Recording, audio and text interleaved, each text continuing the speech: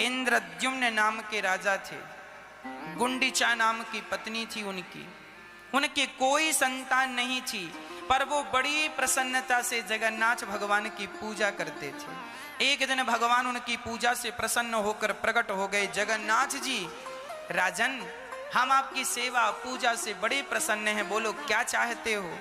राजा ने कहा, सरकार आपका दर्शन मिल गया, इससे ज्यादा हमारी और क्या चाहत होगी, आप अपनी माता से पूछ लो। तो गुंडीचा से पूछा, माँ तुम्हें क्या चाहिए। हम देख रहे हैं कि तुम्हारी किस्मत में कोई पुत्र नहीं है, हम तुम्हें पुत्रवती का वरदान दे रहे हैं। गुंडीचा माता रोने लगी, भगवान ये वरदान ना देना पुत्रवती का। क्यों? सारी स्त्री यही चाहती है कि मैं एक दिन पुत्रवती बनूं, मेरा पुत्र हो, और आप मना कर रही हो। तब माता गुंडीचा ने कहा, महाराज मेरे 3 बच्चे हैं, 2 बेटे हैं और 1 बेटी है।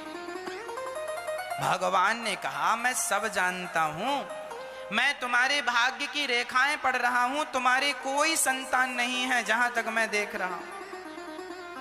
गुंडीचा ने कहा, महाराज मेरे 3 संतान, 2 बेटे 1 बेटी। अच्छा तो नाम बताओ उनके, क्या नाम है। गुंडीचा माता बोली, मेरे बड़े बेटे का नाम है बलभद्र और छोटे का नाम है जगन्नाथ और मेरी बेटी का नाम है सुभद्रा। तुम तीनों मेरे ही बच्चे हो, मैं तुम्हें अपना मानती हूं। ये सुन करके जगन्नाथ जी की आंखों में आंसू आ गए और भगवान ने कहा, मां यदि आपने अधिकार से हमें कहा है तो हम अब आपका पुत्र बनेंगे। और वही भगवान आज भी जो जगन्नाथ जी की यात्रा निकलती है ना साल में एक बार, वह माता गुंडीचा के मंदिर में मासी माँ से मिलने जाते हैं, माँ से मिलने जाते हैं जगन्नाथ जी। और जब भी पितृपक्ष आता है तो पितृपक्ष में आज भी जगन्नाथ जी अपने हाथ से, पुजारी जी भगवान के हाथ से गुंडीचा और इंद्रद्युम्न राजा का श्राद्ध करवाते हैं, पिंडदान करवाते हैं भगवान के हाथ से। आज भी होता है वहां पर हर पितृपक्ष में। तो बेटा नहीं है तो भगवान तो हैं, मानने में नुकसान क्या है। मानो तो मैं गंगा मां हूं, ना मानो तो बहता पानी, इसलिए कोई बुराई नहीं। और जमाना क्या कहती है कहने दो। अच्छा, बेटा ना होने के पीछे भी एक सिद्धांत है, ईश्वर का एक लेख है। क्या? उसी महिला को उसी पुरुष के बेटा नहीं होता। किसको? भाई बैंक से किसी ने कर्जा लिया है तो नोटिस उसी के घर आएगा जिसने कर्जा लिया है। यदि बाप कर्जा ना चुका सके तो बैंक का कर्जा कौन चुकाता है? बेटा। जिसके सिर पे कर्जा था उसके घर तो बेटा आया, उसके घर तो बैंक का नोटिस आया। और जिसके सिर पे कर्जा था ही नहीं किसी का, उसके घर में बेटा बेटी कोई नहीं आया। भगवान ने तुम्हें संसार में भजन के लिए भेजा है, जाओ तुम जल्दी से भजन करके मुक्त हो जाओगे, तुम्हें चक्कर में मैं उलझाने वाला नहीं हूं। जिनके सिर पे कर्जा था, बेटा कहते हैं बाप का कर्जा उतारता है बेटा, तो जिसके सिर पे कर्जा था उसके बेटा है, जिसके सिर पे कर्जा नहीं था उसके बेटा बेटी नहीं। तो ये लोग तो ऑलरेडी स्वतंत्र हैं जिनके कुछ नहीं है, पर फिर भी रो रहे हैं क्योंकि सबका देख रहे हैं कि है बस हमारा नहीं है। जैसी संगत करते हैं लोग वैसी रंगत चढ़ती है। गुरु गोविंद साहब के 2 बच्चों को दीवार में जिंदा चुनवा दिया गया और 2 बच्चे युद्ध में मारे गए, 4 बच्चे थे। पत्नी रोने लगी गुरु गोविंद साहब की, आपके बच्चों को दीवार में जिंदा चुनवा दिया गया। तो गुरु गोविंद साहब ने कहा, पगली रोती क्यों है? यदि तेरे 4 बच्चे मरे हैं तो देख अभी 1000 बच्चे तेरे जिंदा हैं। ये बच्चे जो देख रही है इनमें तू अपना ममत्व भाव क्यों नहीं रखती? यही तो तेरी संतान है। हाँ, अब बताओ, यहां गौरी गोपाल वृद्धाश्रम में 180 माताएं रहती हैं। इन माताओं में से 180 माताओं में से इन माओं ने मुझे तो जन्म नहीं दिया, पर फिर भी उन माओं की मैं पुत्र बनकर सेवा कर रहा हूं कि नहीं? हाँ या ना? सेवा कर रहा हूं। तो क्या जरूरी है कि बेटा हो? बहुत सारी माताएं यहां हैं। प्रिय भक्तों, जीवन में उदास नहीं होना चाहिए कि हमारे पास ये नहीं है। अभाव में नहीं जीना चाहिए, सदा भगवत भाव में जीना चाहिए, केवल भाव। हाथों में शक्ति है, इन हाथों से किसी का गला दबाना है या किसी के पांव दबाने हैं। आत्मा ने शक्ति, बिजली के पॉइंट ने पावर दे रखा है, हीटर जलाओ या एसी चलाओ। हाथों में शक्ति है, गला दबाने की भी शक्ति है और पांव दबाने की भी शक्ति। क्या दबाना है, मर्जी आपकी। किसी के आंसू भी इन हाथों से पहुंचे जा सकते हैं और किसी को मारकर आंसू दिए भी जा सकते हैं, मर्जी आपकी। आत्मा जो है बिजली के पावर की तरह, घर में बिजली आ रही है, चाहे तो उस बिजली से आप कुछ भी चलाओ, फ्रिज चलाओ, वॉशिंग मशीन चलाओ, टीवी चलाओ, पंखा चलाओ, कूलर चलाओ, मर्जी आपकी है, आपकी मर्जी, स्वतंत्र है, कुछ भी चलाओ। मोबाइल चार्ज कर लो। उसी तरह तुम, ईश्वर ने तुम्हें पावर दे रखा है, अब तुम अपनी शक्ति का सदुपयोग कर लो या दुरुपयोग कर लो, इसमें तो विधाता का। कोई लोग कहते हैं कि भगवान सब जगह है, सब देख रहा है, तो पाप करने से रोकता क्यों नहीं? अरे भगवान सब देख रहे हैं, सब जगह हैं, भगवान क्यों रोकेंगे? भाई बिजली बिजली है, वो क्यों रोकेगी कि तुम पंखा ना चलाओ, कूलर चलाओ? अरे जो तुम्हारी मर्जी चलाओ। बाद में जब भाई तुम चलाओ एसी, बिल मीटर घूम रहा है, जब महीने भर बाद बिल आएगा ना, तब फिर रहना ज्यादा बिल आया, हाँ एसी चलाने बड़ा मजा आ रहा था, अब बिल देने में रो रहे हो। अब 2 बिल 10,000 बिल आ गया महाराज जी, हाँ एसी भी तो चलाई थी, मजा आया था। मजा था तो सजा भी है। अब कमाओ 10,000, लाओ चुकाओ, नहीं तो बिजली कट, नहीं आएगी तुम्हारे घर, जाओ। उसी प्रकार आत्मा है। आत्मा जैसे महीने भर का बिल 1 महीने में आता, आज का बिल आज ही नहीं आएगा, महीने भर। उसी प्रकार जो तुम आज कर रहे हो ना, ये तुम्हारा आखिरी में पूरा हिसाब बनेगा। तुमने कितना पाप किया है, कितना पुण्य किया, ये आखिरी में फैसला होता है। और जब चुकाने का समय आएगा तो रोओगे, नरक जाना पड़ेगा चुकाने के लिए। हाँ, एक आदमी 5 स्टार होटल में गया, बोले पकौड़े लाओ, पकौड़ा आया, पराठे लाओ, पराठे आया, कॉफी लाओ, कॉफी आई, सब पी लिया, खा लिया। दुकानदारों ने कहा चलो बिल, पैसा, अरे पैसा है ही नहीं, जेब खाली, खा लिया सब। अब वहां के लोगों ने जो पिटाई की, और बर्तन और धुलवाया, झाड़ू और धुलवाई, और चैथी पर जमाया, वो अलग। हाँ जी, तुम्हारी भी यही दुर्गति होगी। तुम पाप ही पाप कर रहे हो, खाए जा रहे हो, खाए जा रहे हो, पुण्य कुछ कर नहीं रहे हो। यमराज जी फिर तुमको लेंगे अपने कोपचे में। खाया बहुत, बहुत ऐस की, आजाब गया था, पुण्य क्यों नहीं किया? इन आंखों से बिहारी जी को क्यों नहीं देखा?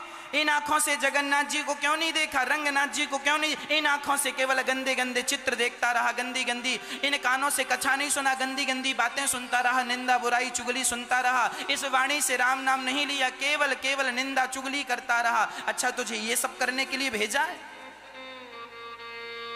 हिसाब आखिरी में होगा। अभी सब मजा आ रहा है, सब मौज करो। अभी हिसाब डंडे आखिरी में पड़ते हैं। अभी तुम्हें सब हरा हरा दिख रहा है ना, ठीक है। आत्मा एनर्जी है, आत्मा शक्ति, पावर है। बिजली की सप्लाई जैसी है, उस वैसी शरीर में आत्मा। आत्मा कौन? ईश्वर का स्वरूप, ईश्वर अंश, जीव अविनाशी। अब जैसा तुमने किया है वैसा तुमको भोगना पड़ेगा। पेड़ बोए बबूल का तो आम कहां से आए? जैसी करनी वैसी भरनी, आज किया कल पाएगा। चढ़ता सूरज धीरे धीरे ढलता है, ढल जाएगा। भरत जी के ज्ञान से रघुगण अवाक रह गए, चरणों में गिर पड़े, माथे को चरणों में रख दिया, महाराज मेरा ज्ञान नष्ट करो। 28 प्रकार के नरकों का वर्णन किया है, जो जैसा पाप करता है उसे वैसे नरक में डाला जाता है। यहां भी स्वर्ग नरक हैं। यहां सरकारी हॉस्पिटल के जर्नल वार्ड में चले जाइएगा, तुम्हें नरक का एक डेमो मिल जाएगा देखने के लिए। लोग तड़प रहे हैं बिस्तरों में पड़े पड़े, क्या क्या दुर्दशा और दुर्गति ना होती शरीर की। जाओ सरकारी हॉस्पिटलों में देख लो, वह भी एक नरक का डेमो है। जितनी यातना तुम्हें यहां मिल रही है, इससे करोड़ों गुना ज्यादा वहां मिलेगी जब पहुंचोगी अपने पापों की पोटरी लेकर के, गठरी लेकर के। तो इसलिए कहता हूं, जितने जल्दी हो सके पाप की पोटरी में आग लगाओ और पुण्य ही पुण्य कमाओ। तुम्हारे संग जाने वाला तुम्हारा पुण्य और तुम्हारा पाप है। ज्यादा तुम क्या ले जाना चाहते हो, मर्जी तुम्हारी। अभी समय बीत जाएगा साहब, देर नहीं लगेगी, भोगना पड़ेगा। मैंने झूठ बोलकर 1 लाख रुपए कमाए तो 1 लाख रुपए तो 1 महीने के अंदर खर्च हो जाएंगे, पर वह झूठ जो है वो खर्च नहीं होगा, वो मुझे यहां से जाकर भोगना पड़ेगा। हजारों साल तक एक झूठ के बदले हजारों साल तक मुझे नरक की यातनाएं भोगनी पड़ सकती हैं। इसलिए सजन रे झूठ मत बोलो, प्रभु के पास जाना है। ना हाथी है ना घोड़ा है, वहां पैदल ही जाना है। सजन रे झूठ मत बोलो, प्रभु के पास जाना। ना हाथी है ना घोड़ा है, वहां पैदल ही जाना। इसलिए संभल के रहा करो, सजन रे झूठ मत बोलो। भरत जी के ज्ञान से रघुगण का ज्ञान मिटा, दानव भगवत धाम गए। और परीक्षित ने प्रश्न किया, महाराज क्या हम कभी भवसागर से पार नहीं हो पाएंगे? हमने भी तो कोई पाप किया ही होगा, नरक जाना पड़ेगा। तब सुखदेव भगवान जी ने कहा, कोई कितना भी बड़ा पापी हो, एक बार वह भगवान की शरणागति ग्रहण कर लेता है तो भगवान सदा सदा के लिए उसके पापों को भूल करके और उसे मोक्ष का अधिकारी बना देते हैं। अभी भी आपका कुछ नहीं बिगड़ा, आप अभी भी अपने पापों को छोड़ करके, अभी भी गलत कामों को छोड़ करके भगवान की शरण में आ सकते हैं। शरणागति ग्रहण कर लीजिए। ईश्वर मैं आपका हूं, हे नाथ मैं आपको कभी भूलू नहीं। श्रीमन्नारायण चरणौ शरणम प्रपद्ये, श्रीमते नारायणाय नमः। हे प्रभु मैं आपके चरणों की शरण ग्रहण लेता हूँ, करता हूँ। मेरा तो आपके सिवा कोई नहीं है, भरोसो इन चरणन केरो। हे नाथ मुझे तो आपके चरणों में भरोसा है, मुझे और किसी में भरोसा नहीं है सिवाय आपके सिवा। जहाँ ले चलोगे वहीं मैं चलूँगा, जहाँ नाथ रखो वहीं मैं रहूंगा। मैं आपका हूं, दास हूं, मैं अपनी मर्जी से नहीं। अजामिल नाम के एक ब्राह्मण थे। कान्य कुब्जे ध्वजः कश्चित दासी पति रजामिलः नामना नष्ट सदाचारो दास्याः संसर्ग दूषितः। एक अजामिल नाम के ब्राह्मण थे, बड़े अच्छे थे, पर एक वैश्या से मन लग गया और वह वैश्या की संगत में स्वयं अपने सदाचार से नष्ट हो गए। दास्याः संसर्ग दूषितः, गलत आदमी के संगत में आने से आपके संस्कार भी नष्ट हो जाते हैं, है ना मैया। इसलिए गलत व्यक्ति की संगत में ना जाओ, गलत संगत ना करो, नहीं तो गलत संगत में सर्वनाश तो होता ही है, लोक परलोक तो बिगड़ता ही है, संस्कार भी सदा सदा के लिए नष्ट हो जाते हैं, फिर तुम्हारे संस्कार बनेंगे ही नहीं। अजामिल नाम का एक ब्राह्मण था, एक महिला से प्यार हो गया, वैश्या से। 10 बेटे पैदा किए, 9 हो गए थे, 10वां पेट में था। घर में कुछ संत आए भिक्षा लेने, संतों को भिक्षा मिल गई तो संतों ने कहा हमने इसके घर का अन्न, जब वो संत अन्न खा गए तब उन्हें पता चला कि ये तो बड़े पापी का घर है। संतों को लगा राम राम, हमने पापी के घर की रोटी खाई है, अब जरूर इसका उद्धार करना ही पड़ेगा। तब भगवान ने कहा देवी तुम गर्भवती हो, अपने पुत्र का नाम नारायण रख देना, बस इससे तुम्हारा कल्याण हो जाएगा। हमने जिसकी रोटियां खाई हैं हम उसका कल्याण करके ही रहेंगे। संत जिसका खाते हैं ना साहब, ये याद रखना कि संत ने यदि आपकी रोटी खाई है तो आपकी सदगति करके ही रहेंगे। वो संत खाते हैं ना तो कहते हैं ना, खाए हो तो बजाओ, अर्थात चुकाओ, अर्थात उसका मूल्य यही है कि हमने आपका पेट भरा है, आपसे प्रार्थना है कि हमारी सदगति अब आपके हाथ। इसलिए गौरी गोपाल अन्न क्षेत्र में लगभग 3000 लोग, जिसमें हजारों संत रोज पेट भर प्रसाद ग्रहण करते हैं। आप भी इन संतों के भोजन प्रसादी में एक दिन का लंगर, एक दिन का भंडारा अन्न क्षेत्र आप भी अपनी ओर से करा सकते हैं। आप देख रहे हैं किस प्रकार संत लोग रोज प्रसादी ग्रहण करते हैं, रोज प्रसाद ग्रहण करते हैं। लगभग 3000 संत रोज प्रसादी ग्रहण करते हैं।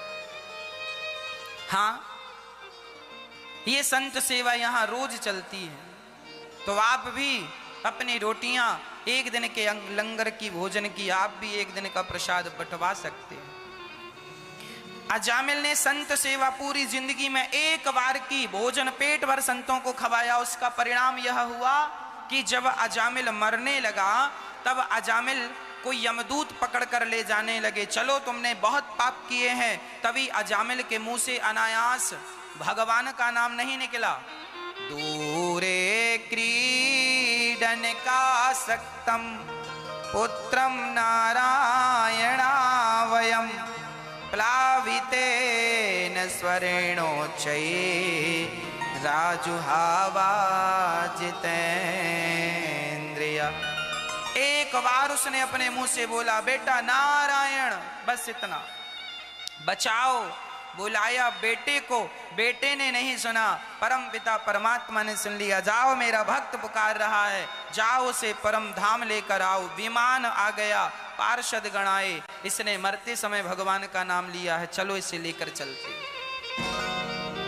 कितना भी बड़ा पापी क्यों ना हो, भगवान का नाम लेकर तर जाएगा। इसलिए समय काम धंधे से निकल जाए तो जरा भगवान का स्मरण करना ना भूला करो, यही तुम्हारी सबसे बड़ी एनर्जी है। अजामिल जैसा पापी नाम के बल पर पार हो गया। उसके बाद अजामिल को यमराजों पार्षदों ने कहा कि आप थोड़ी उम्र और ले लो और अपना समय पूरा करके आना।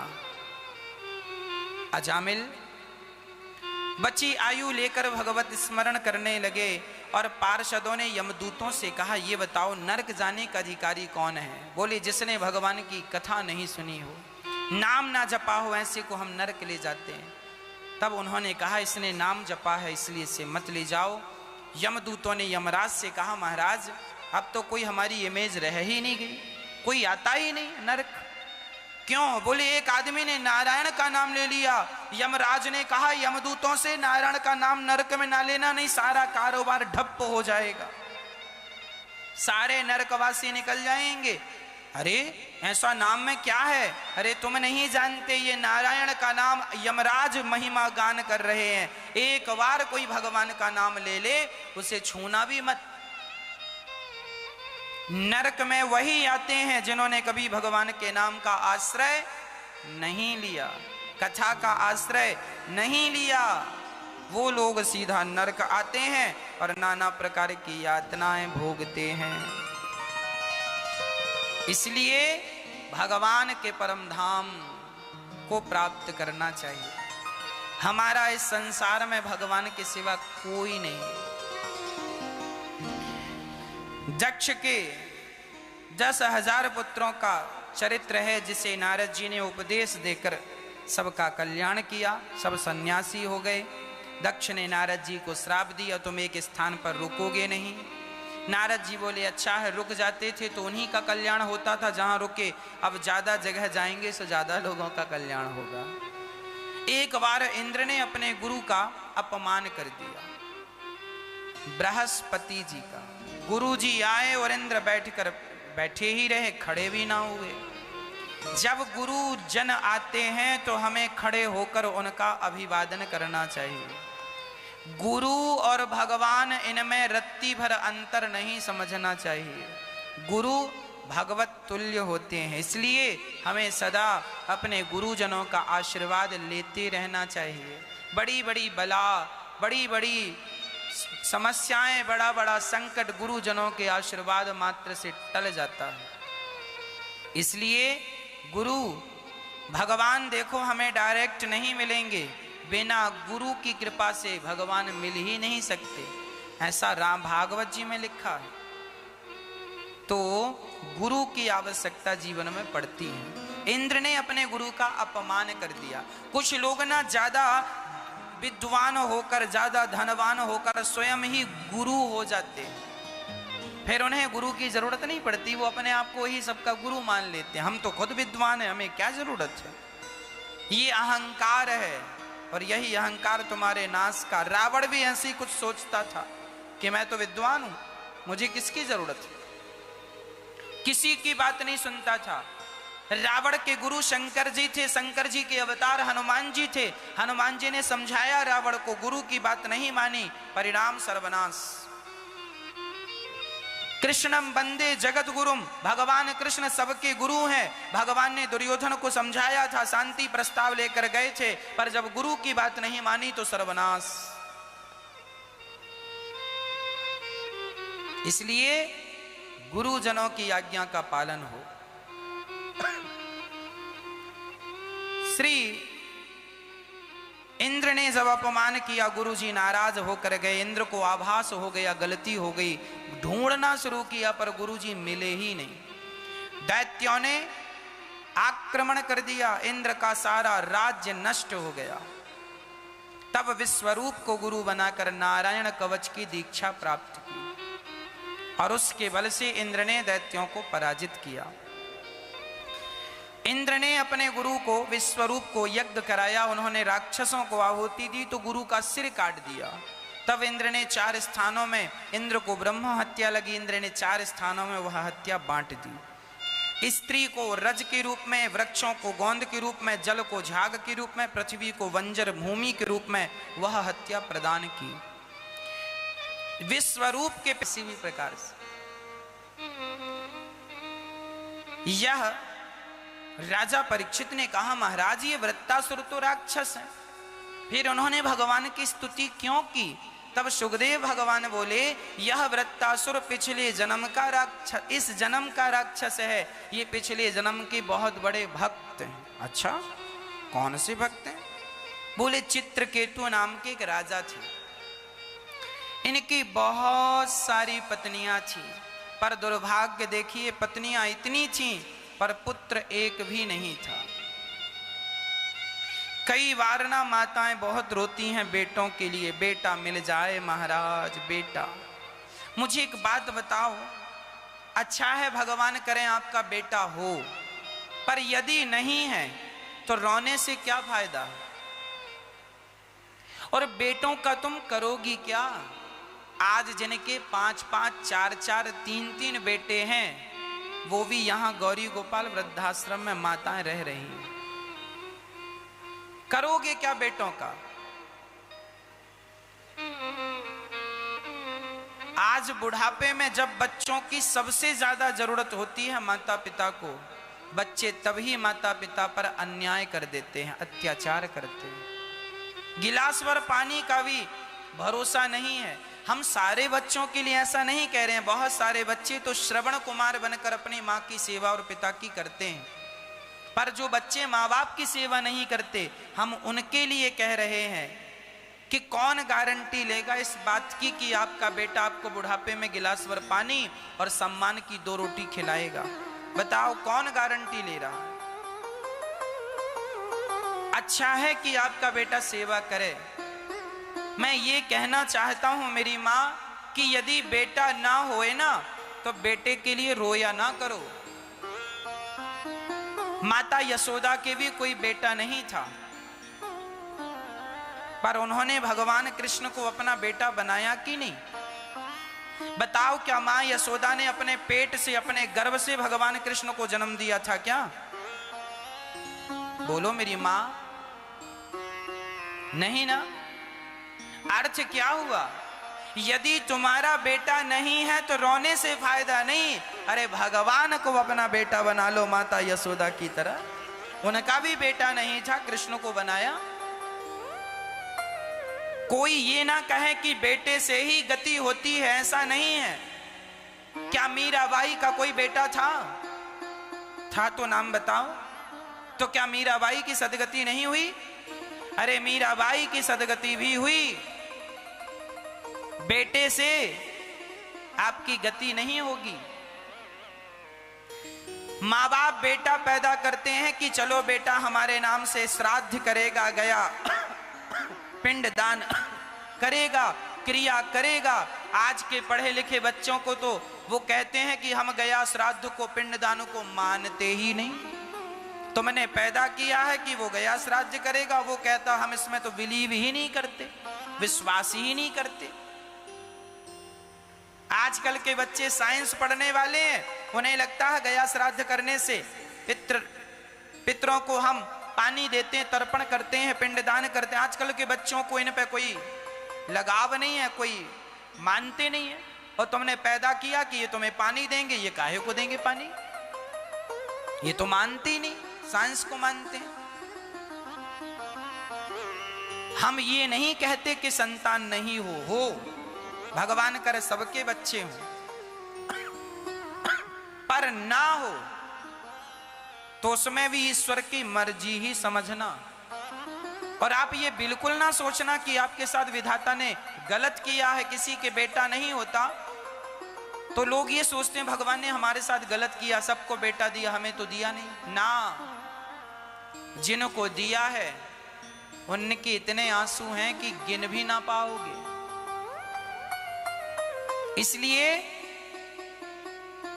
अच्छा चलो, जिसके बेटा नहीं होता ना वो महिला अपने आप को समझा लेती है, कोई बात नहीं, बेटा नहीं हुआ, भगवान है हमारे सहारे।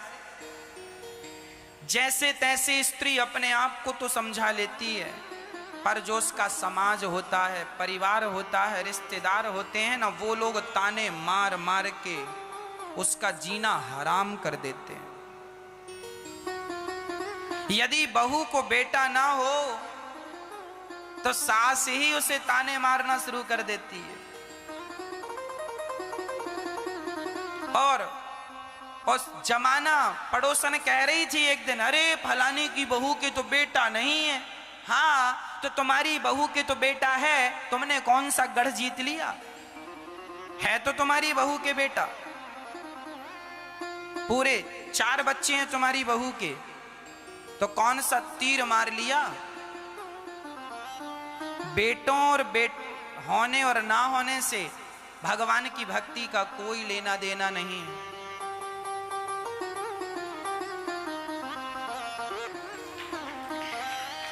एक राजा थे इंद्रद्युम्न, उनके कोई संतान नहीं थी। एक संत ने कहा पुत्र होगा, फल खिलाया पत्नी को, पुत्र हुआ। राजा बड़े प्रसन्न हैं, बेटा हुआ, बेटा हुआ। एक रानी को बेटा हुआ, नाम था उनका, जिसको फल खिलाया बेटा उसी को हुआ। एक रानी को बेटा हुआ, बाकी रानियों को बेटा नहीं हुआ। उस रानी को जब बेटा हुआ तो बाकी रानियों के जलन होने लगी और उसने 5 साल के बच्चे को जहर देकर के मार डाला। जब मार डाला तब रोने लगे महाराज, चित्रकेतु रोने लगे, महाराज मेरा बेटा चला गया। नारद जी ने लाख समझाया, बेटा मर गया है चित्रकेतु, तुम विद्वान हो, समझदार हो, इसकी आयु इतनी ही थी, 5 साल में मर गया। नहीं समझे, तब मरे हुए बच्चे को नारद जी ने अपनी शक्ति से जिंदा किया और बेटा को हृदय से लगाने चित्रकेतु बढ़े। तब उस बच्चे ने उपदेश देकर अपने पिता के मोह की आंखें खोली। पिताजी ज्ञान की आंखें खोली जो मोह के पर्दे से ढकी थी। पिताजी सुनो, मैं आपका बेटा नहीं हूं, मैं तो पिछले जन्म में कुछ हिसाब किताब बाकी था सो चुकाने आया था। क्या बाकी था? बोले पिछले जन्म में हम भिखारी थे, आपके घर गेहूं का आटा आपने हमें दिया और हमने गेहूं के आटे के साथ आपने सूखा गाय का गोबर भी दिया, ओपले कंडे। हमने रात्रि के समय आग लगाई, देखा नहीं बहुत सारी उसमें चींटियां थी, सो जलकर राख हो गई। उसी आग पर 5 रोटियां पकाकर खाई, भोग लगाकर 5 रोटियां खाई आपकी। तो 5 वर्ष तक हम आपका बेटा बन के 5 रोटियों का हमने हिसाब चुकाया। 5 रोटियां खाई सो 5 वर्ष तक बेटा बने। और मैंने चींटियों को जलाकर मारा सो वही चींटियां आज आपकी पत्नियां बनकर आई। चूंकि आपके घर से प्राप्त हुई थी सो आपकी पत्नियां बनकर आई और मैंने उन्हें जलाकर मारा सो उन्होंने मुझे जहर देकर मार डाला। एक जन्म में भगवान को भोग लगाया सो एक जन्म में हिसाब किताब चुक गया पिताजी, नहीं तो ना जाने कितने बार जन्म लेके सबका अलग अलग हिसाब किताब चुकाना पड़ता।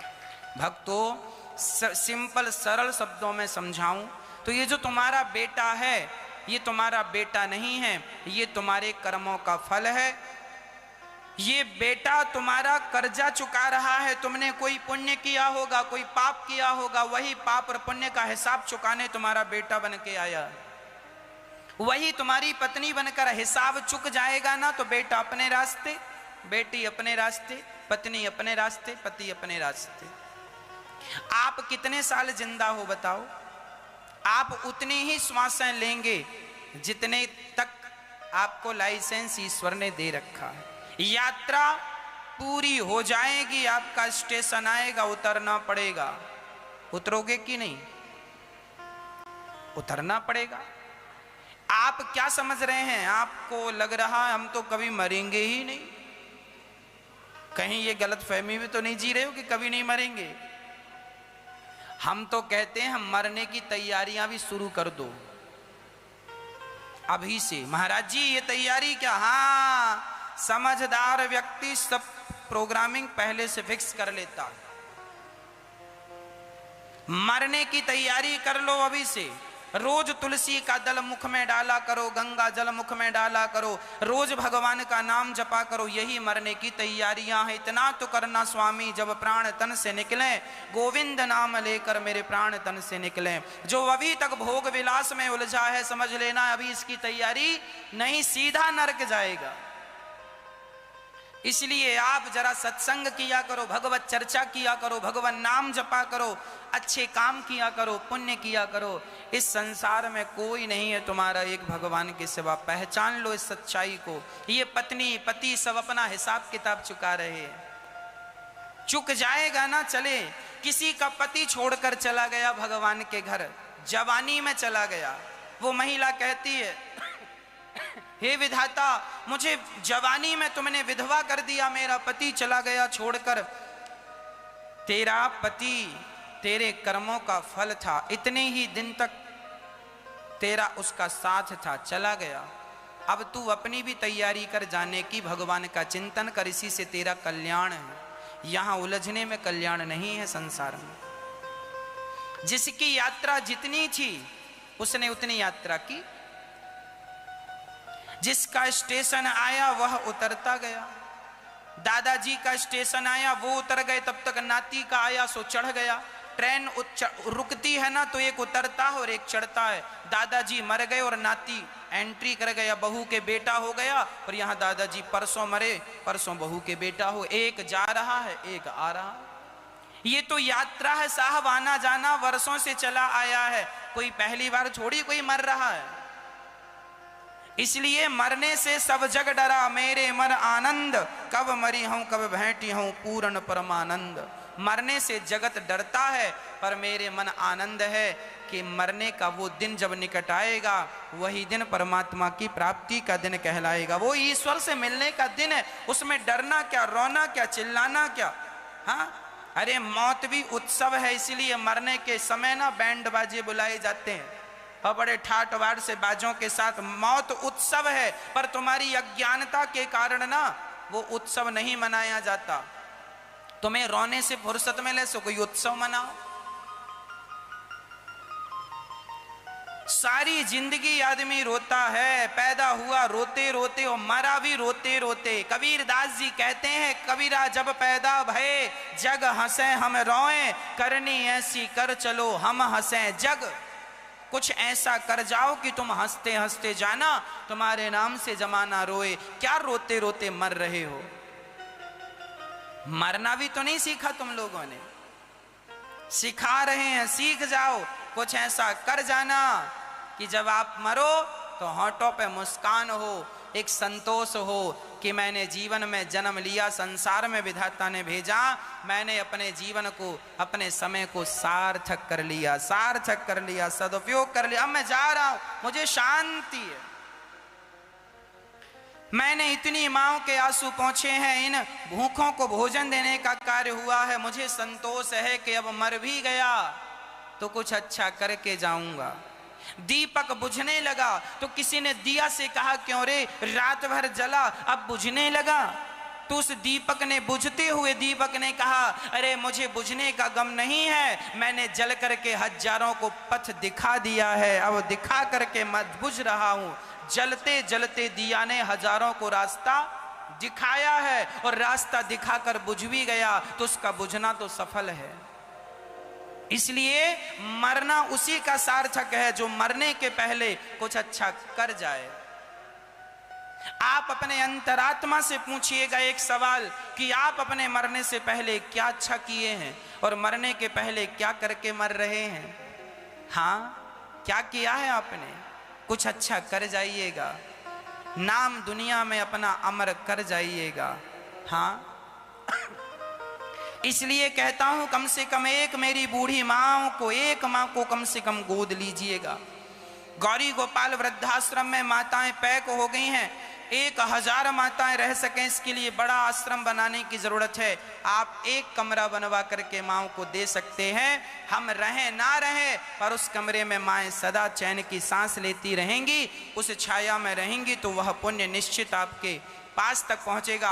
आप एक कमरा बनवाने का संकल्प ले सकते हैं, एक कमरा बनवाने का आप सहयोग कर सकते हैं।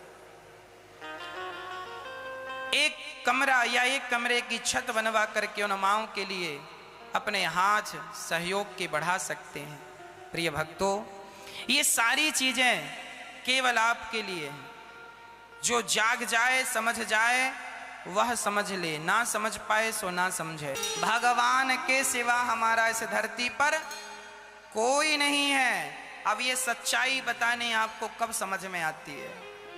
10 साल में आ जाए, 20 साल में आ जाए, या मरने के पहले आ जाए, या नहीं भी आए, बस यही सच्चाई है बस कि राम मेरे हैं, कृष्ण मेरे हैं, बस ये सच्चाई। ये 4 वेद, 6 शास्त्र, 18 पुराण का सार है कि कृष्ण मेरे हैं, बस गोविंद मेरो है, गोपाल, बस ये सच्चाई है। इसलिए नहीं उलझना चाहिए संसार में।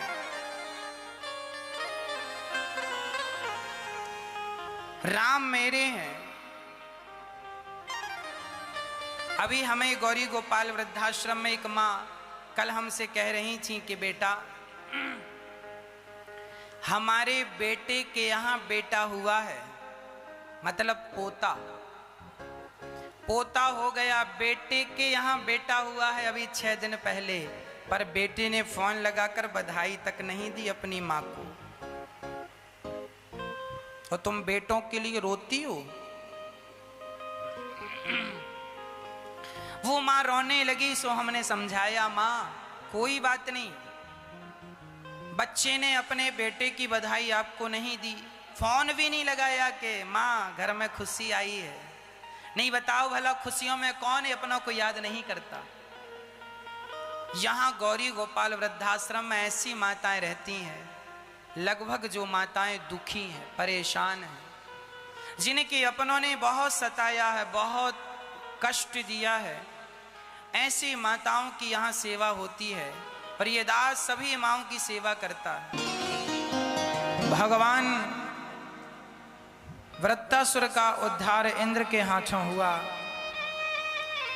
और वही चित्रकेतु पुत्र के ज्ञान से वृत्ता, ज्ञान से वैराग्य हुआ। बाद में माता पार्वती के श्राप से वृत्तासुर बने और आज उद्धार हुआ। एक बार भगवान प्रहलाद के लिए नरसिंह बनकर आए। यदा देवेषु वेदेषु गौसु विप्रेषु साधुषु धर्मे मयि च विद्वेषः सवा आशु विनश्यति।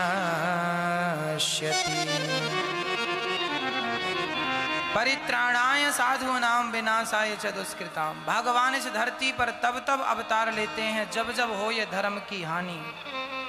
बाढ़े असुर अधम तब अभिमानी, तब तब धरी प्रभु विविध शरीरा। एक प्रहलाद नाम के भक्त थे। नन्ही सी 5 साल की उम्र में भगवान से इतना प्रेम करते थे कि उनके प्रेम को देखकर उनके पिता हिरण्यकश्यपु जी बड़े परेशान रहने लगे। उन्होंने प्रहलाद की भक्ति को तोड़ने के लिए ना जाने क्या क्या षड्यंत्र रचे। प्रहलाद को आग में जलाने का प्रयास किया। प्रहलाद अभी 5 साल के बच्चे थे और होलिका मौसी, होलिका बुआ लेकर बैठ गई और प्रहलाद जी को जलाने के लिए। पर देखिए भगवान की भक्ति। कहता हूं कि यदि हमें भगवान पर विश्वास है तो आग में भी इतनी ताकत नहीं है कि वो हमें जला सके। इसलिए हमें पूर्ण रूप से किस पर विश्वास करना चाहिए? भगवान पर विश्वास करना चाहिए। आग जलाने का प्रयास नहीं कर रही है पर प्रहलाद जी जल ही नहीं है। होलिका जल गई, प्रहलाद बच गए। होलिका इसलिए जल गई कि उसकी शक्ति का उसने दुरुपयोग किया। अरे भगवान ने आग से होलिका को आग नहीं जला सकती थी, ये वरदान था उसे। ये वरदान इसलिए मिला था कि कोई आग में जल रहा हो तो तुम उसे बचा लेना। इसलिए नहीं दिया था कि तुम किसी को आग में लेकर बैठ जाना कि वो मर ही जाए। और प्रहलाद को सर्पों के बीच में डाला, सर्प मित्र बन गए। जहर देकर मारना चाहा, जहर से नहीं मरे। पर्वत की चोटियों से फेंक दिया पर भगवान ने रक्षा की। सब प्रकार से हिरण्यकश्यपु थक गया। तब शुक्राचार्य जी के पुत्र शंडामर के लेकर के गए और प्रहलाद जी जब पढ़कर आए तो पिताजी ने पूछा, बेटा तुमने क्या पढ़ा है? प्रहलाद जी ने कह दिया, श्रवणम कीर्तनम विष्णु स्मरणम पाद सेवनम अर्चनम वंदनम दास्यम सख्यमात्मनिवेदनम। पिताजी हमने 9 बातें बढ़िया सीखी हैं। श्रवणम कथा सुनना, कीर्तनम कीर्तन करना, स्मरणम स्मरण करना। भगवान की कथा सुनो, कीर्तन करो, स्मरण करो। पाद सेवनम माता पिता गुरुजनों के पांव दबाओ। इसलिए हम अपनी माताओं के रोज चरण दबाते हैं। चरण दबाना 4 नंबर की भक्ति है। इसलिए पति के भी पांव दबाया करो। पाद सेवनम अर्चनम, अर्चनम तुलसी के पत्ते तोड़कर उसमें राम नाम लिखकर, कृष्ण नाम लिखकर भगवान को नारायणाय नमः नारायणाय नमः अर्चन यही है। तुलसी के पत्तों से ठाकुर जी का, लड्डू गोपाल जी का अर्चन किया करो। क्या करना चाहिए? अर्चन। वंदनम भगवान से वंदना अर्थात प्रार्थना, हे नाथ आप ही हमारी माता हो, आप ही हमारे पिता हो। हे श्याम सुंदर मेरे संसार में आपके सिवा कोई नहीं है। ये व्यवहार जगत तो हम आपकी आज्ञा से निभा रहे हैं, हमारे तो आप ही हैं। ऐसी प्रार्थना करना चाहिए। अर्चनम वंदनम दास्यम, हे प्रभु मैं आपका दास हूं। मैं कौन हूं? रामदूत मैं, मां तू जानकी मैं राम का हूं। मैं राम का दास हूं, मैं कृष्ण का। दास्य भाव बना लेना। तुलसीदास, सूरदास इनके कौन से भाव थे? दास भाव थे। हे प्रभु मैं आपका दास हूं, मैं आपकी दासी हूं, मैं आपका। दास्यम ये भी अपने आप को भगवान का दास समझना, ये भी एक भक्ति। दास्यम सख्य भगवान मेरे सखा हैं, भगवान मेरे हैं। यह भक्ति सख्य आत्मनिवेदनम समर्पण, तेरा तुझको अर्पण, आत्मनिवेदनम समर्पण, अपने आप को भगवान के चरणों में सौंप देना, यही नौवीं भक्ति। प्रहलाद की बातें सुनकर उठाकर पटक दिया, क्यों रे ये तूने कहां सीखा? हिरण्यकश्यपु चंडामर्क के गुरुकुल में गया, क्यों हमारे बच्चे को तुम ये सिखाते हो? महाराज हमने कुछ नहीं सिखाया, आपका बच्चा सब सीखा सिखाया। प्रहलाद जी फिर गुरुकुल में रह गए, और अब की बार प्रहलाद जी जब पढ़कर फिर आए तो इनके गुरुजी के आश्रम में एक दिन गुरुजी के मित्रों ने पूछा, अर्थात प्रहलाद जी के मित्रों ने, प्रहलाद जिस चक्की का आटा तुम खाते हो उसी का हम खाते हैं, तुम इतने समझदार कैसे हो? तुम में इतनी बुद्धि कहां से आई? प्रहलाद जी कहते हैं हमारे गुरु अलग हैं, नारद जी हैं। जब हमारे पिता तपस्या करने गए तब हमारी माता गर्भवती थी, और हम अपनी माँ के गर्भ में थे, और इंद्र हमारी माँ का हरण करके गए। तब नारद जी ने छुड़ाया, और नारद जी ने हमें खूब उपदेश किया, माँ को ज्ञान दिया, कथाएं सुनाई। माँ तो सब भूल गई, पर हम गर्भ में थे सो हमने सब सुना, हमें सब कुछ याद है, और वही उपदेश हमें काम आ रहा।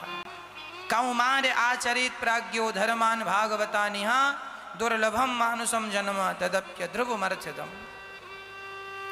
कौमार अवस्था से भगवान का भजन करना चाहिए, बुढ़ापे का इंतजार हमें बिल्कुल भी नहीं करना चाहिए। भजन करो मस्त जवानी में, बुढ़ापा किसने देखा। ये लड़कपन जवानी अच्छी है भजन करने के लिए, भजन के लिए बुढ़ापे का इंतजार करना ही मत मेरी माँ। बुढ़ापा आएगा, क्या गारंटी इसकी? लड़कपन में कर लो, प्रहलाद जी की तरह। प्रहलाद जी ने खूब प्रेम से बच्चों को कीर्तन कराया, नाम जपना सीख लो। श्रीमन्नारायण चरणौ शरणं प्रपद्ये, श्रीमते नारायणाय नमः। श्रीमन्नारायण चरणौ शरणं प्रपद्ये। बोलो श्रीमन्नारायण, जोर से बोलो मेरी माँ। श्रीमन्नारायण, श्रीमन्नारायण चरणौ शरणं प्रपद्ये, श्रीमते नारायणाय नमः। हे नारायण, हे लक्ष्मी सहित नारायण, हम आपके चरणों की शरण ग्रहण करते हैं, हम आपके चरणों में बारंबार प्रणाम करते हैं। हे नाथ, आप ही हमारे रक्षक हैं। हे प्रभु, आप ही हमारी माता, लक्ष्मी हमारी माता है, नारायण हमारे पिता हैं, राम हमारे पिता हैं, सिया हमारी माता है, राधा हमारी माता है, श्याम सुंदर हमारे पिता हैं। बस नारण्यम जाने नैव जाने ना जाने। माता रामो मत पिता रामचंद्र, स्वामी रामो मत सखा रामचंद्र, सर्वस्वम में रामचंद्रो दयालुर, नान्यम जाने नैव जाने ना जाने। मैं राम के सिवा क्या जानूं, किसी को जानकर करूंगा भी क्या? मैं जमाने को जानकर क्या करूंगा, अपने भगवान को जानूं। प्रहलाद जी जान गए। हिरण्यकश्यपु आए, क्यों? ये कीर्तन कर रहा है, चल बोल आज तेरा भगवान देख लूं, कहाँ है तेरा भगवान? पिताजी ने कहा कहाँ है? प्रहलाद जी ने कहा न केवलम में भवतश्च राजन सवई बलम बलिनाम चा परेशम। कहाँ नहीं है ये तो बताओ। उल्टा प्रश्न कर दिया प्रहलाद जी ने, कहाँ नहीं है? उन्होंने कहा कहाँ है? इन्होंने कहा कहाँ नहीं है। यदि सब जगह है तो मुझे दिखाई क्यों नहीं पड़ता? प्रहलाद जी ने कहा, एक मैया कथा सुन के गई तो पति ने कहा कहाँ गई थी? पत्नी ने कहा कथा सुनने। क्या सुनाया? बोले भगवान सब जगह हैं। पति बोले सब जगह हैं तो मुझे दिखा। अब बेचारी पत्नी फंस गई, अब पति को कैसे दिखाए? पति बोला बोल तेरा भगवान कहाँ है? बड़ा भगवान भगवान जपती रहती है, कहाँ तेरा भगवान? पत्नी ने कोई उत्तर नहीं दिया, बेचारी चुपचाप काम पे लग गई। 15 दिन बाद पति के सिर में दर्द हुआ। पति ने कहा सुनती हो, जरा डॉक्टर को बुलाना। पत्नी ने कहा क्या हुआ? बोले सिर पे दर्द है। पत्नी ने कहा मजाक मत करो, सिर में कोई दर्द वर्द नहीं है। पति ने कहा दर्द है, फटा जा रहा है सिर। पत्नी ने कहा दर्द है तो मुझे क्यों नहीं दिख रहा है?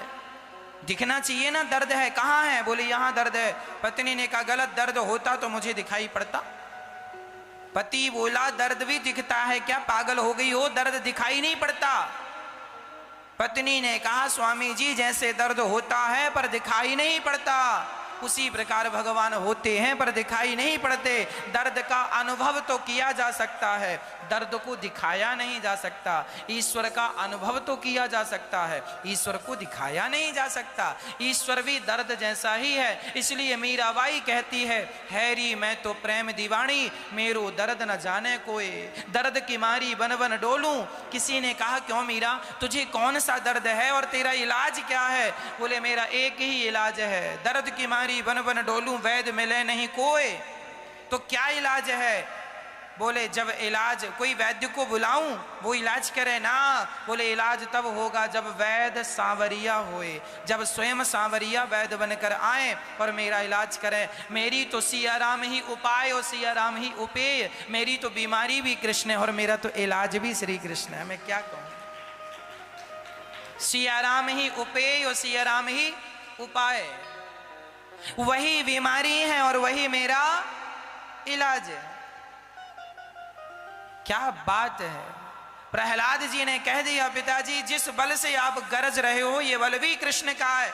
अच्छा तो क्या इस खंबे पर तेरा भगवान है? हाँ, जहां भक्त की हाँ भगवान वहां। खंबा पर जो प्रहार किया खंबा टूटा और भक्त का वचन झूठा ना पड़ जाए, इसलिए भगवान खंबा चीर कर प्रकट हो गए। बोलिए नरसिंह भगवान की। नरसिंह भगवान प्रकट हो गए, मानो पृथ्वी डगमग डगमग डोलने लगी। भगवान को देखकर हिरण्यकश्यपु सावधान हुआ और भगवान की तरफ लपका। भगवान ने उठाकर गोद पर लिटा लिया। मूर्ख, द्वार पर देहरी पर बैठ गए। अच्छा आपको पता है भगवान जब भी आप कोई मंदिर जाते हैं ना तो मंदिर के जो चौखट होती है ना, दरवाजा, वहां पर पांव नहीं रखा जाता। समझ रहे हैं हम क्या कहना चाह रहे हैं? मंदिर की जो चौखट होती है, द्वार होता है, उस पार मंदिर में जाने का जो बीच का, वहां पांव नहीं रखा जाता, वहां माथा रखा जाता है। क्यों? क्योंकि उस चौखट पर भगवान नरसिंह का वास होता है। क्योंकि भगवान नरसिंह ने हिरण्यकश्यपु को दरवाजे में द्वार पर रख करके मारा था। द्वार ना अंदर ना बाहर। इसीलिए आपके जो घर की भी चौखट है जिसे हम देहरी कहते हैं, जिसे हम देहली भी कहते हैं, उस देहरी कहो या देहली कहो, उस देहरी पर, देहली पर पांव कभी नहीं रखना चाहिए। घर में भी जो तुम्हारी देहरी है उसमें भी पांव नहीं रखना चाहिए। वहां से पांव आगे रखो या उसमें पांव रख के आगे ना जाना, क्योंकि द्वार के देहरी पर सदा नरसिंह भगवान का वास होता है। नरसिंह भगवान ने देहरी पर बैठकर हिरण्यकश्यपु को छाती लिटा लिया और हिरण्यकश्यपु कहता है कौन हो? भगवान बोले तेरी मौत। हिरण्यकश्यपु बोला मैं नहीं मरूंगा। क्यों? मैंने ब्रह्मा से वरदान मांगा, ना दिन के मरूं ना रात को मरूं, ना अस्त्र से ना शस्त्र से। भगवान बोले सुन, हम सुना रहे हैं, सुना। ना ये दिन है ना रात है, संध्या की बेला है, अब तो मरेगा।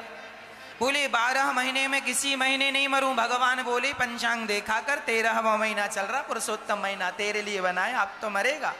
बोले हाँ हाँ ठीक है, पर मैं मनुष्यों से ना मरूं, ना जानवरों से, ना हाथी से, ना देवताओं से, ना गंधर्वों से। भगवान बोले अच्छे से देख, ना मैं हाथी हूं, ना गंधर्व हूं, ना यक्ष हूं, ना देवता, ना मनुष्य, मैं नरसिंह हूं। मेरे जैसा दूसरा तूने कभी देखा? मेरे जैसा सिर्फ मैं एक ही पीस है, 2 पीस नहीं है, ओनली सिंगल पीस। नरसिंह भगवान सिंगल, कहां 2 पीस है?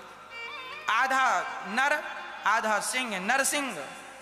अब मरेगा? बोले अभी भी नहीं मरूंगा, ना अस्त्र से ना शस्त्र से। भगवान बोले ये नाखून मैंने फैशन में नहीं बढ़ाए, तेरे लिए बढ़ाए, अब तो मरेगा। बोले अभी भी नहीं मरूंगा, ना ऊपर मरूं ना नीचे। भगवान बोले गोद में तुझे खिलाने के लिए थोड़ी लिटाया तुझे, ये ऊपर ना नीचे, गोद में।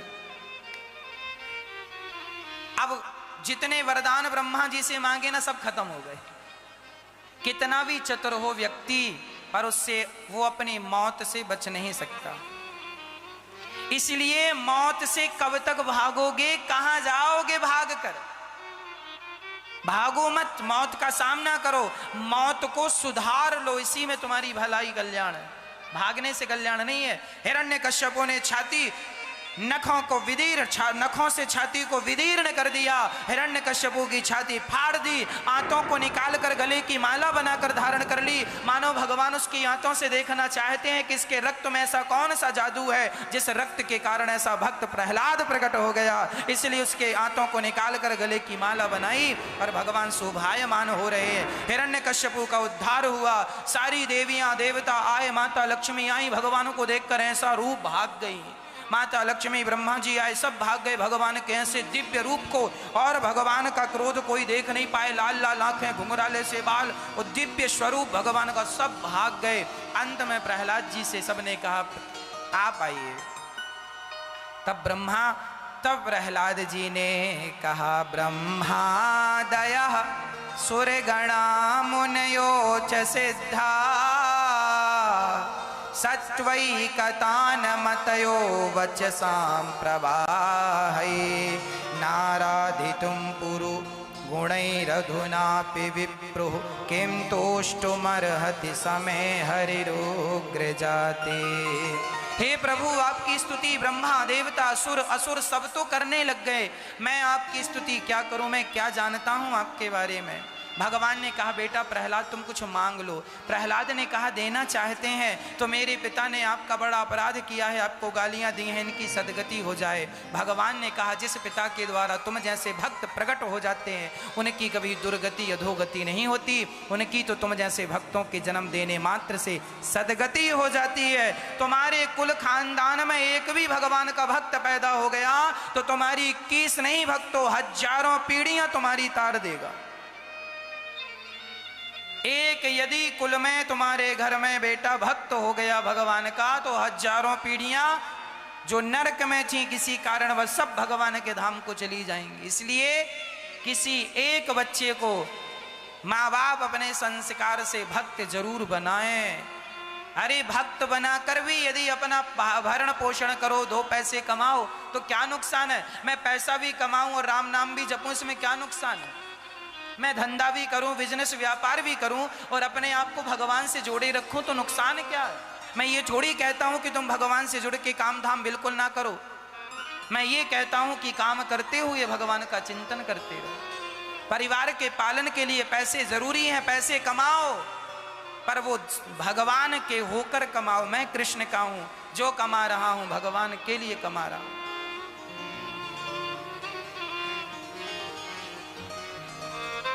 प्रहलाद जी की स्तुति सुनकर भगवान ने गोद में बिठाया, बड़ा लाड़ किया, चाटने लगे। ये कथा टीवी से कट जाएगी, आप अपने मोबाइल पर अनिरुद्धाचार्य जी डालिए। अभी जन्मोत्सव होगा ठाकुर जी का, तो आप भी अपने मोबाइल पर अनिरुद्धाचार्य जी डालिए। यूट्यूब पर चैनल खुल के आएगा, चैनल ऐसे खुल के आएगा, सब्सक्राइब कीजिए और आगे की कथा यूट्यूब पर जरूर देखिएगा। जन्मोत्सव आज।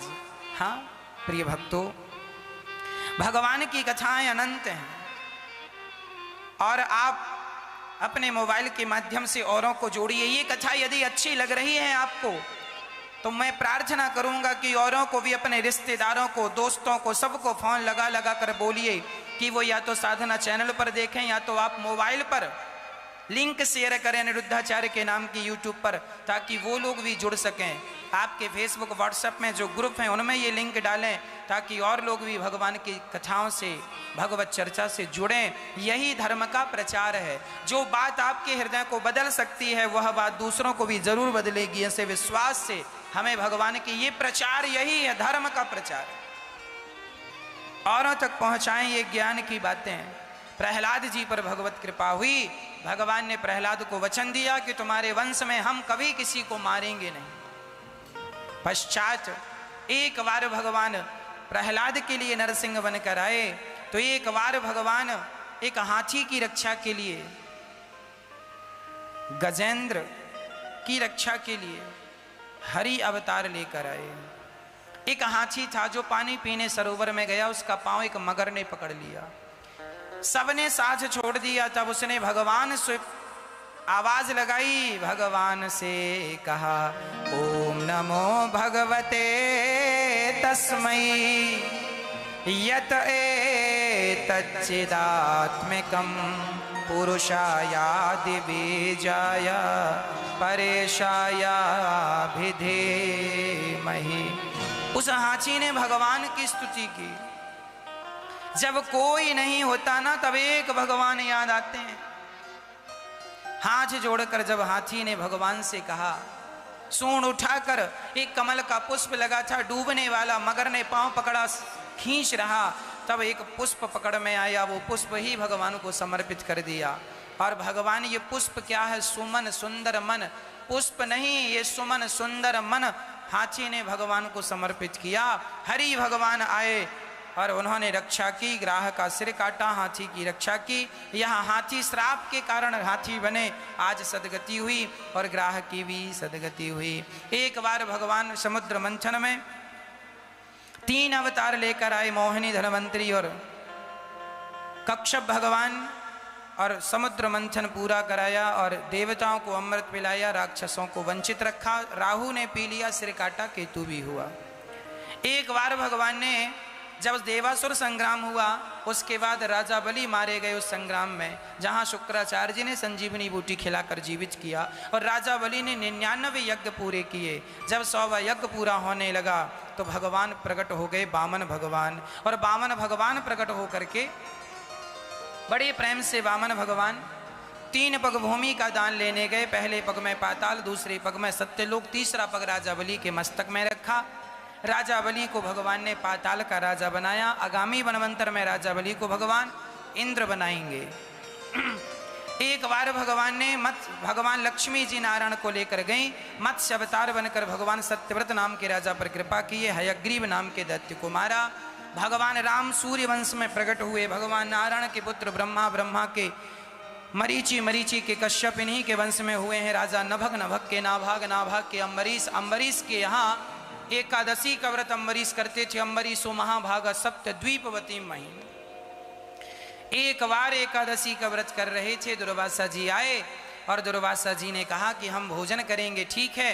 वो नहाने में देर लगाए तो अम्बरीश ने जल ग्रहण कर लिया। द्वादशी के दिन, त्रयोदशी लगने के पूर्व उन्हें लगा कि हमारा अपमान हुआ, कृत्या प्रकट की, जलाने भेजी। पर भगवान रक्षक थे, सुदर्शन भगवान ने रक्षा की और राजा की रक्षा हुई। सारे जगह गए दुर्वासा जी, कहीं रक्षा नहीं हुई।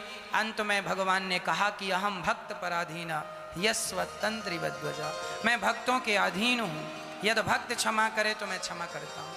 भगवान ने क्षमा किया और ये भक्तों का भाव है। इन्हीं के वंश में राजा सगर हुए। सगर के असमंजस से अंशुमान से दिलीप के भगीरथ जी, जिन्होंने गंगा को प्रकट किया। बोलिए गंगा मैया की। इन्हीं के वंश में खटवांग, फिर दीर्घबाहु, फिर रघु, फिर अज, फिर दशरथ जी का बुढ़ापा आया, कोई संतान नहीं थी। तब गुरुजी ने यज्ञ कराया। यज्ञ खाने से 3 रानियां गर्भवती हुई। समय आने पे 4 बच्चे हुए, राम लक्ष्मण भरत शत्रुघ्न।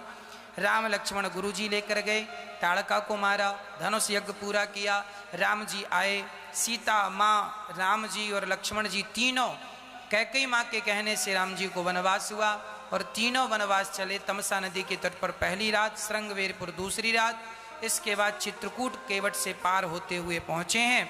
पश्चात भरत जी मिलने आए, पिता का संस्कार करके राम जी की चरण पादुका भरत जी लेकर गए। उसके बाद राम जी आगे गए हैं।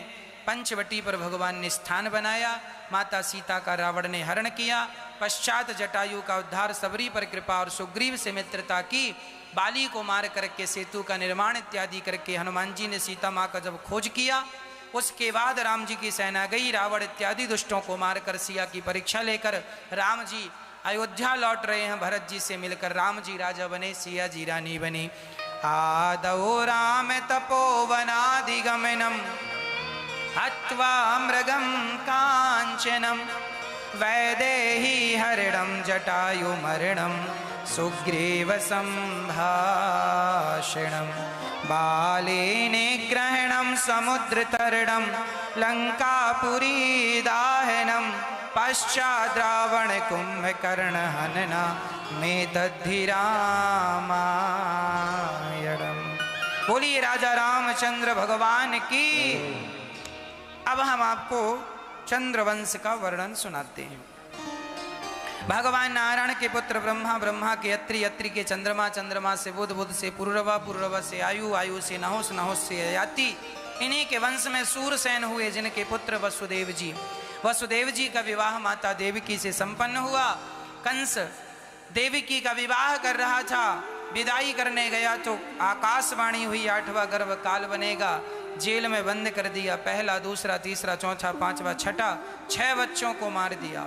7वें गर्भ में लक्ष्मण जी आए, बलराम बनकर भगवान ने देवकी के गर्भ से निकालकर रोहिणी के गर्भ में डाला और रोहिणी मां बन गई। बोलिए बलदाऊ भैया की।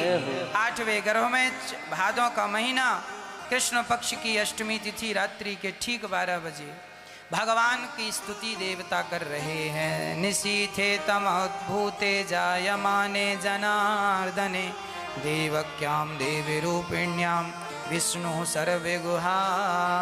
माता देवकी के गर्भ में भगवान प्रकट हो गुहाशय सत्यव्रतम सत्य परम त्रिसत्यम सत्यस्य सत्यस्य योनिं निहितं च सत्ये सत्यस्य सत्यमृत सत्यनेत्रं सत्यात्मिकं त्वां शरणं प्रपन्नाः। हे ईश्वर आप सत्य हैं, ऐसी देवताओं ने स्तुति की।